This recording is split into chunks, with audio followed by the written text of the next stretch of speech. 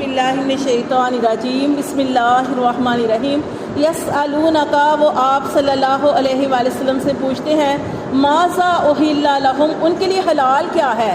یہ کس نے سوال کیا؟ یہ صحابہ کرام نے نبی صلی اللہ علیہ وسلم سے سوال کیا۔ اور آپ دیکھیں کہ جو صحابہ کرام تھے نبی صلی اللہ علیہ وسلم کا اتنا ادب کرتے تھے کہ انہوں نے تقریباً 12 یا 17 سوال نبی صلی اللہ علیہ وسلم سے کیے۔